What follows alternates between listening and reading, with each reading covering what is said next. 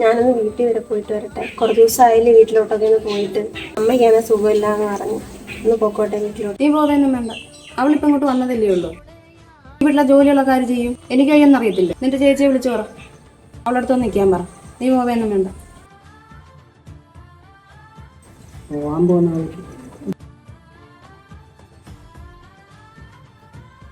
മോളിതെവിടെ പോവാ? ഞാൻ വീട്ടിൽ പോവാമോ?